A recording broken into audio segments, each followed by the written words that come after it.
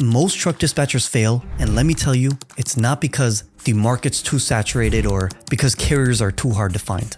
If that was the case, my dispatching business wouldn't have been able to make $1.4 million last year. The brutal truth is, most dispatchers fail because they end up making one of these 5 big mistakes that I'm going to talk about in this video. Starting with the biggest and the most common one that I see new dispatchers make, which is called the copycat curse. Now, the copycat curse is very simple, and just to explain the concept, let me just use a quick example. So imagine you're opening up a restaurant, okay, and you want to decide what food you want to offer and what price you want to charge. How would you go about doing that? Well, I'm assuming that most of you will probably look around your area. You'll see what other restaurants are already out there. You might copy their menu a little bit, see what type of cuisine they're offering. Just give a little bit more, charge a little bit less than your competition. Now, if that sounds like something that you would do, you're making a massive mistake. Here's why. The problem with this approach, with this copycat approach, is that 50% of the restaurants that you're trying to copy, they're going to fail within the next few years. And the ones that do end up surviving, they're only making 3 to 5% in profit every single year. So in the best case scenario, you're literally copying a failing business model. Now, obviously this video isn't about restaurants. It also applies to dispatching as well. Okay, this example, it applies to dispatching as well. Because when new dispatchers come into this industry, and you might be guilty of this as well, you'll look around, see what everyone else is doing, what they're offering, do a little bit more, charge a little bit less than your competition. That is a horrible way to build your business. Because just think about this logically, okay? The only way you win is by racing to the bottom. Okay, the only person that wins using this type of business model is the one that can charge the least amount of money possible for their business while also working hundreds of hours per week for their carriers. Again, by blindly copying what other dispatchers in this industry are doing, other average dispatchers that aren't getting any sort of results, they're not finding any carriers to work with. And on top of that, you're charging even less money than they are, you're just setting yourself up for failure. But here's a real question. How do you stand out in this industry? Where everyone's offering the exact same service at the exact same price? The answer is actually much simpler than most of you guys realize. The mistake that you're making when you fall into this copycat curse is you're skipping the boring but the most important part about running a business, which is the preparation phase. The preparation phase is where you ask yourself very important questions about your business. Questions like, what service am I going to provide? What niche am I going to pursue? How am I going to find my carriers? What other services am I going to provide my carriers beyond just dispatching? These are all questions you need to answer before you get into business, before you start investing money into your business. But most people skip it because it's quote unquote boring. And if you think about it, we don't rise to the level of our expectations, we fall to the level of our preparation. So if that's true, if we take that to be true, why wouldn't you prepare like a crazy person and make your worst case scenario still deliver crazy results? Again, guys, the way that you can do that, the way you can prepare yourself for success in this business is just by asking yourself simple questions. Who's your ideal carrier? How are you going to find them? What are you going to say to them? What offer are you going to present to them? What specific problems do they have? How are you going to solve those problems better than anyone else? And so on and so forth. There's a whole bunch of questions you need to answer before you even think about spending any sort of money in this industry. And by the way, if that sounds like way too much work, you can just use the worksheets that I have built for you guys inside my free truck dispatching course. And if you want the course and the worksheets for free, just go to school.com/guild22 or just click the link in the description. Again, the course and the worksheets, they're completely free. You don't need to pay me anything for it. Anyways, this brings me to the next mistake. And this next mistake is the number one reason why you'll never find a carrier to work with you. And I can guarantee that 90% of you watching this video right now are making this mistake. What I'm talking about is, of course, the weak offer syndrome. Now, I know the name kind of gives it away, but let me just ask you something. If I walked up to you right now and I asked you to give me $50,000 for a Mini Cooper, would you take that deal? It's a brand new Mini Cooper. There's nothing wrong with it, but there's nothing special about it. I got it straight from a dealership. It's a very basic Mini Cooper that I'm asking $50,000 for. I would hope that most of you would have the common sense to laugh in my face and walk away. But what if I pulled up in a brand new red Ferrari this time and I told you, hey, I'll hand you the keys to this Ferrari for that same $50,000. Now, all of a sudden, that price that I'm asking for, that $50,000, it seems like an absolute steal. You would do whatever it takes to get that money together, even if you don't have that money in your bank account right now. You might call your bank and ask for a loan. You might call your friends, your family members, literally anyone you possibly can to get your hands on that money. Why? Because you know that the value of the Ferrari is worth 5 times more than what I'm asking for it. The point that I'm trying to get across is that the price isn't what matters most. Okay, a lot of you guys think the price is what matters most. No, carriers don't care about the price the most. What carriers really care about is the offer you're making. And this is what dispatchers get completely wrong. The mistake that most dispatchers are making is that they're trying to offer a Mini Cooper at Ferrari prices. Okay, their pitch is basically something like, I'll dispatch your trucks for 5% per load, or for 4% per load, for 3%. And that's really about it. Okay, they're competing on price. There's no real guarantee of results in their offer. There's no proof that this service has worked for other carriers in the past. There's nothing to their offer that makes the carrier think, hey, I'd be stupid to pass up on an offer like this. You guys have to remember that carriers are getting bombarded with this exact same generic offer that you're trying to pitch to them dozens of times every single day. Okay, they receive dozens of phone calls or cold calls from dispatchers that are saying the exact same thing as you are. I will dispatch your trucks for 5%. I will do it for 4%. I will do it for 3%. Hey, I have a load ready for you right now. Can you take it for 3%? They've heard it all. That generic offer, it just doesn't work. And if you're a carrier watching this video or an owner operator, you know exactly what I'm talking about. So as a dispatcher, if you're struggling to find carriers, the problem is your offer. It's not the industry. It's not that cold calling doesn't work or whatever excuse you come up with. The real problem, again, is your offer. So if the offer is the problem, what should you do instead? How do you actually convince these carriers to work with you over every other dispatcher? Well, here's the thing. It all comes down to this one formula called the value equation. Okay, and this is something that I actually learned from Alex Hermosi, and this is what I used to build my Grand Slam offer, and I'm going to go over that in just a few minutes. But he basically defines the value equation as just the dream outcome and the perceived likelihood of achievement divided by the time delay and the effort and sacrifice. Now, I'm not going to go too much into the details of this equation and explain what all these different factors are, but I'm just going to give you the point of this equation. And the point is very, very simple. Your offer needs to deliver more perceived value than the price that you're charging. So instead of saying something as generic as, I will dispatch your trucks for 5%, your offer needs to clearly state what specific results you're going to deliver, by when, with what guarantee, and with what minimal effort from the carrier. So for example, my offer that I run for my dispatching company, okay, and this is what we use to make $1.4 million. We will make you $30,000 running local dry van loads in 30 days with our proven done for you system, or we will give you all your money back. That's it. Okay, that's the entire offer. And you can see why that offer works so well. Okay, we focus on the specific result that they're gonna get. So the $30,000 in local dry van loads, we're only working with local dry van semi-truck owner operators. Okay, we clearly state that. So we tell them what specific result they're gonna get by working with us. We set a clear timeline. So in the first 30 days, that's when you're gonna get the $30,000.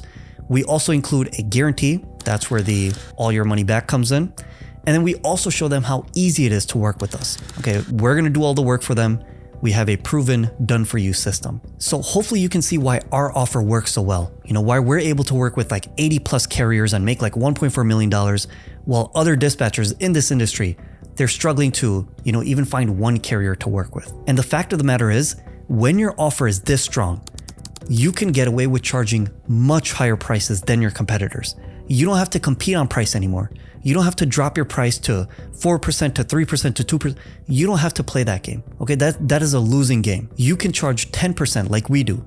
On average, we charge 10% from our carriers and no one complains because the value that we're providing is much higher than everyone else in this industry. You can't create an apples to apples comparison. We're forcing a apples to oranges comparison. That's what I'm trying to get across. All this that I'm saying, you know, all the numbers that I'm providing, it's not to brag. It's not to boost my own ego. It's just to show you what the potential is in this industry. It's very, very important that you actually work on your offer. So just use the worksheets that I've built out for you guys to make your own Grand Slam offer. Okay, I've already done all the hard work for you. Just go to my school community, download those worksheets, and you can make your own offer. Anyways, let's move on to mistake number 3, which is something that I bet most of you have probably never heard about, and it's called the technician trap. Now, this is actually something that I fell victim to when I first started. So back when I first started my dispatching business in 2016, I thought the only way I could succeed in this industry is by becoming the best. I wanted to become the best dispatcher in the world. So I wasted years trying to find the best loads, the best lanes, how to negotiate the best rates with brokers, how to handle all the back office paperwork for my carriers. I just focused strictly on all the dispatching stuff of my business. But the problem that I ran into very quickly was that even with all that expertise that I was building up as a dispatcher, I was struggling to find and keep carriers for longer than a month. No one wanted to join my company, and the people that did join, the carriers that did join, they stuck around for a few weeks and then they left. At the time, it literally made no sense to me. I had the skills, I had a solid offer by that time I figured out, how important running a strong offer was, but something was still obviously missing. The mistake that I realized later down the road that I was making is that I thought being good at dispatching would equal having a successful business. It doesn't. Those are two completely different things. Those are fundamentally different. What I'm trying to say is dispatching is the easy part when it comes to running a dispatching business. The hard part, and the part you actually need to focus on if you want to make money, is the business portion. Here's what I mean. The first thing that you need to understand is that you're not a dispatcher, okay? You're not working for a dispatch company. You're not getting a W-2 wage. You are a business owner. You're an entrepreneur. Your job isn't to just dispatch trucks, it's to build and grow a dispatching business. Those are two completely different things. Okay, so you need to clearly identify what you align with. What are your goals? Do you just want to be a dispatcher? That's totally fine. You can go do that. You can go work as a truck dispatcher. But if you want to find your own carriers, you want to build your own successful truck dispatching business, you will need to focus 80% of your time and effort on bringing in leads, converting those leads into paying carriers, and then keeping those carriers around for a very long time. Those are the three things that you actually need to focus on as an entrepreneur, as a business owner. And that's what's going to make you money, not knowing how to dispatch. Now, obviously, I'm not saying that you shouldn't learn to dispatch or that dispatching isn't an important skill to learn. Obviously, in the beginning, you're going to be running everything yourself, so you need to learn how to dispatch as well. All I'm trying to say is that if you look at the most successful entrepreneurs, they're not just experts in one area. Okay, they're not experts at one thing. They're just good enough at a bunch of different things. They're not just good at delivering the service, delivering the product. They're also good at the sales and the marketing side of their business as well. And unfortunately, this is the stuff that most dispatchers completely ignore. Okay, they just never bother learning. And speaking of which, that actually brings me to mistake number 4, and probably one of the biggest lies you're told as a dispatcher, which is the cold call crutch. Now, if you've seen any video on truck dispatching on YouTube, you've probably heard some trucking guru tell you to cold call for carriers, okay? Now, I'm not saying that's terrible advice, but what they don't tell you is how it's possibly the worst way you can find a carrier, okay? Here's what I'm talking about. First and foremost, if we just use some simple logic, cold calling is a one-to-one traffic source, okay? You can only reach one person at a time. So every carrier that you're talking to, that you call up and you talk to on the phone, they're going to take up 100% of your time and energy to close that sale, to make that person, make that lead a paying customer. The moment that you stop making these calls, your lead flow is going to completely dry up. That means you can't take any sort of break, you can't take a vacation. Every single day, you need to be making calls in order to bring new leads into your business, okay? Again, that is a very silly way to run your business. You're basically trapping yourself in your business with this traffic strategy, and you have no leverage to your business. So if cold calling is a really bad way to find carriers, what should you be doing instead? Well, the answer is very simple. Instead of you begging random carriers to work with you, you need to start attracting carriers to you, okay? And there's 5 ways you can do that. So first and foremost, just focus on paid ads. So you can just target the exact carriers that you want to work with using Facebook ads or Google ads. Those are what I use. So you do all the hard work up front, you make the ad creative, the body copy, the headlines, just make 3 or 4 of those, and then you just feed them to Facebook or Google, okay? Let their algorithm do all the heavy lifting for you. They're going to mix and match your ads together, they're going to put them out into the world and see what's performing best and what's getting the most amount of clicks. This is just going to be running in the background 24/7. You don't need to worry about reaching out to new people. The ads are going to reach out to new people for you, okay? The algorithm is designed to make you the most amount of money possible, because if you're making money as a business owner, you're going to put more money back into Facebook ads and Google ads, okay? So they're incentivized to get you the best results. So that's one way that you can start attracting carriers instead of having to go to them, okay? So paid ads, that's crucial. I run a lot of those. Number 2 is content. So you don't need to make very long videos like the one that you're watching. Instead, you can just make 60-second videos on Instagram, YouTube, or TikTok that solve specific problems that carriers are facing, okay? So for example, you can make a video like how to start a trucking company in 5 steps, or how to find hot market lanes, or how to book $3 per mile loads, how to negotiate rates with brokers. These are all topics that you can talk about, and by giving value away for free, by making this type of content, you're able to position yourself as an expert in your niche, in your industry, and someone that carriers can trust. You don't need to have like a PhD in trucking and 10 years of experience before you start making content. You just need to know a little bit more information than the person watching the video to provide them value. That's it. So just think of it in that time frame or in that mind frame, and you'll be totally fine. So start making content right now. This is the future of marketing. Trust me. It's exactly why I make these videos. We get a ton of free leads from these videos that I make, okay? Even if 10,000 people watch my videos, there's at least 1,000 people that will sign up to want to work with my truck dispatching company. So I'm just being completely transparent. I am actually doing what I'm telling you guys to do, okay? It works. So paid ads, content. Number 3, referral programs. So this is very simple.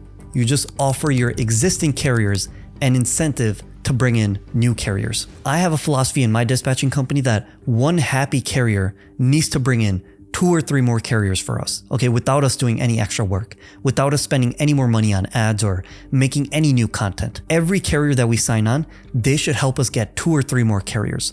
And how do we do that? We do it through referral programs. So you can provide some sort of monetary incentive. I will pay you $500 if you help me bring on a new carrier, if you refer someone to this business, or you could give like a discount to your business as well. If you're charging 10%, if you bring me 1 carrier, I will drop down your price, and the carrier that you bring on, both of you guys will only have to pay 8% instead of 10%. Okay, that's another incentive that you can add. But really the primary way to build a really solid referral program is to have a very strong service. So if your service sucks, if your dispatching sucks, no one wants to refer their friends to a really crappy product. So focus on your service and then build an incentive to get new people to join it. So paid ads, content, referral program. Number 4, we have email list. Again, very simple. You just build a list of carriers that are interested in using your dispatching service. Okay, that's it. They're just going to provide you their name and email, and that's really about it. And this could come through the paid ads that you're running. It could come through the cold calling. It could come through the content that you're creating. All those people will land somewhere on a specific page where they will give you their name and email. And then in the future, when you have 1,000 emails, when you have 5,000, 10,000 emails, you just need to send out 1 email blast and you will get thousands of potential carriers that will want to work with you. So again, you put in the hard work up front, whether it's through paid ads, through affiliate programs, whether it's through cold calling, content creation. You put in that hard work once. The carrier shows you that they're interested in working with you by giving you their name and email, and then you can reach out to that person forever, okay, until they unsubscribe from your email list. So you can reach out to them whenever you want to. That is the beauty of having an email list. So that's another way that you can attract carriers. And finally, the last strategy is with affiliates. So just think about all the different businesses that are working with the type of carriers that you want to work with. So for example, this could be factoring companies, it could be truck stops, fuel card services, ELD companies, TMS softwares, local banks. These are all other businesses that your carriers might be going to. Okay, you can't provide a factoring service. You probably don't have a truck stop. You probably don't have some sort of fuel card service, or you can't lend out money. There's other services that a carrier needs that you can't provide for them. You can just reach out to those businesses and make some sort of partnership, okay, where they refer carriers to you, and in return, you will give them a cut of the money, okay? You will give them a certain percentage.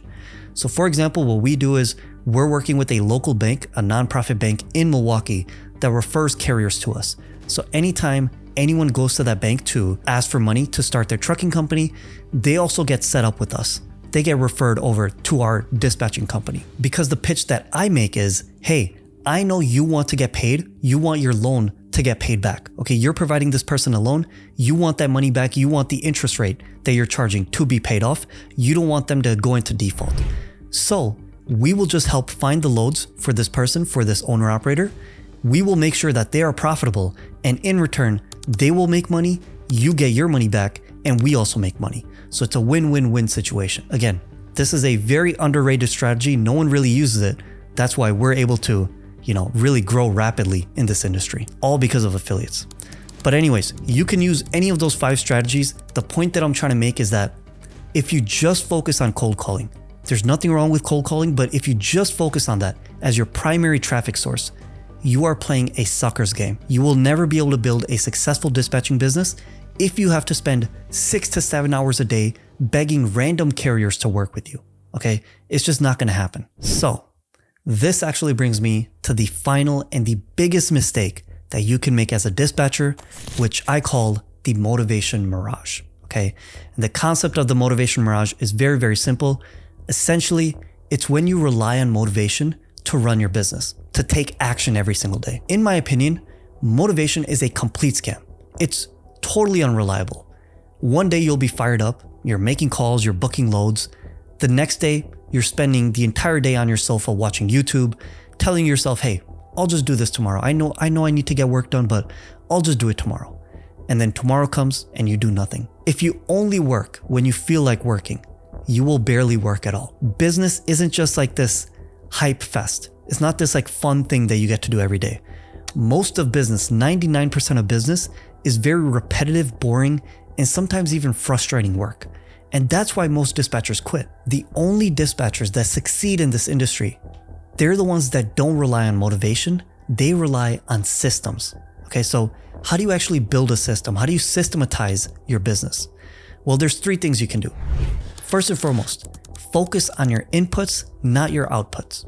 So what do I mean by that? You can't control how many carriers sign up with your business. Okay, you can't control how much money you're making by the end of the month. But what you can control, directly control, is how many calls you're making. If you want to make cold calls, how many ads you're putting out into the world. Those are all things that you can control. Inputs create the outputs. So do the work and the results will eventually follow. Just focus on the inputs that you need to take every single day. Speaking of which, number 2, set daily non-negotiables. So pick 2 to 3 things that you need to do every single day, no matter what happens. So for example, this could be something like, I want to cold call 50 carriers today. I want to follow up with all the leads that have reached out to me. I'm going to post 1 piece of content every day. I'm going to talk to 1 broker every single day. So these are the things that you need to do no matter what. Okay, so set your non-negotiables for the day, and then your entire rest of the schedule for the day, that will be flexible and that will revolve around these 3 or 4 very specific things. Again, if you do this, there's no way that within 30 days you're not making $10,000 per month, okay? It's not very difficult to do. You just need to be very consistent. And this is how you do it. You set non-negotiables for yourself. And then finally, number 3, automate everything that you can. The human willpower is really weak. Even if you think you have strong willpower, there's a limit to how much you can take. You are going to eventually burn out. What doesn't burn out is a system. It's automations. What I like to do is I like to automate my entire lead nurture sequence.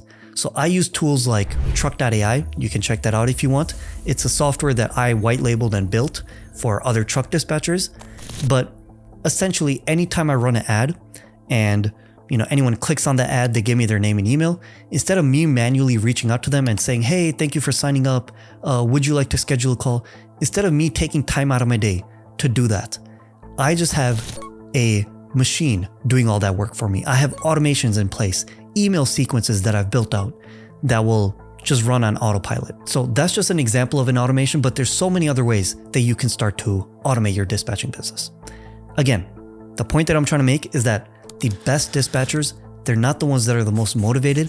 They're the ones that do the work every single day. They find a way to do the work every single day. They take small steps every single day. So hopefully by now you guys know why 99% of truck dispatchers fail, but more importantly, you know exactly how to avoid these mistakes that these dispatchers make and how to actually scale your business. But here's the thing.